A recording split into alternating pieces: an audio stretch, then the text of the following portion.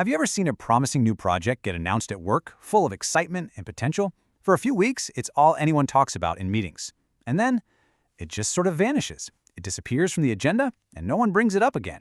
It's a common experience, and it often happens, not because an idea was bad, but because of the journey it has to take inside an organization. See, most ideas start out as a very clear, very direct response to a problem that people can see every day. A team might come up with a new tool to make their workflow more efficient.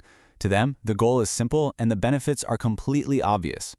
But for that simple idea to become a reality, it has to travel. It has to go through a formal, multi-stage approval process. It might start with a team lead, then go to a department head, then up to a division manager, and maybe even higher. Each one of these steps is a checkpoint in a much larger system. And the first place the idea goes is into the middle layers of the organization.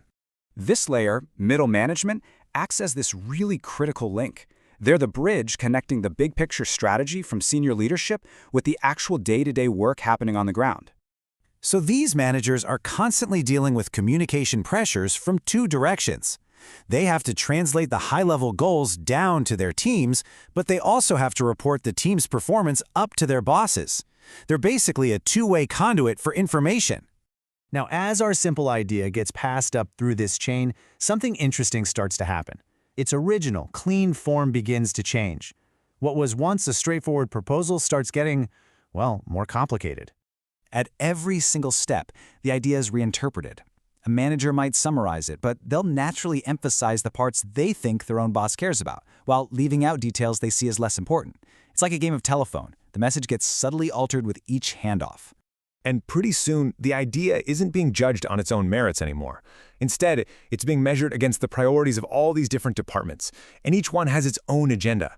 The idea is now being seen through multiple competing lenses. So the project team, they value innovation, but the finance department, they're prioritizing costs. IT is focused on stability, while the legal team is looking at it purely from a risk perspective.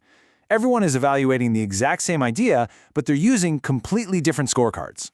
For the original project team, the goal is still crystal clear: solve the problem. They want to create a better user experience or a more efficient workflow. But for the finance department, the immediate concern is the budget. The main question they're asking is, does this fit into our current quarterly spending? The long-term value is a secondary concern. And at the same time, the IT department's job is to protect the whole system. Their priority is security and stability. A new tool to them could be an unknown risk or create a compatibility mess they'll have to clean up. All of these conflicting criteria can bring progress to a grinding halt. As each department throws in its own data, its own concerns, the decision-making process gets overloaded. It can lead to total paralysis. So to get things moving again, the idea has to be acceptable to most of these groups. The whole process shifts. It's no longer about finding the best solution, it's about finding the one that gets the least pushback. The need for consensus starts to take over.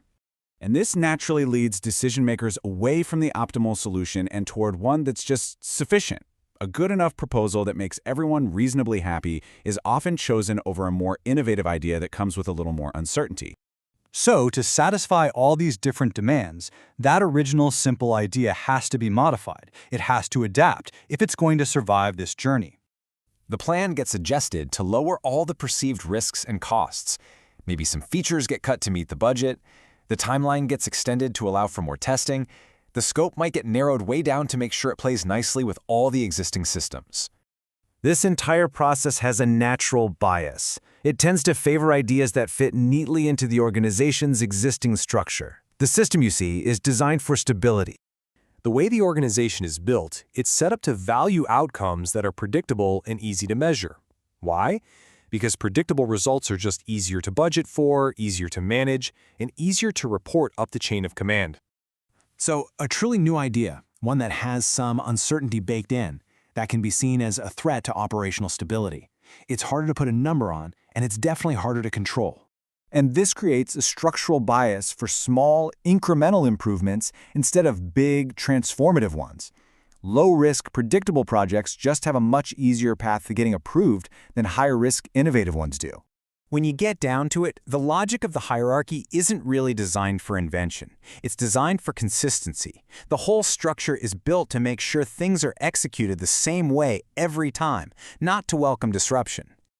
By the end of its long journey, the idea that actually survives looks very different from the one that started. It's been reshaped to fit the system.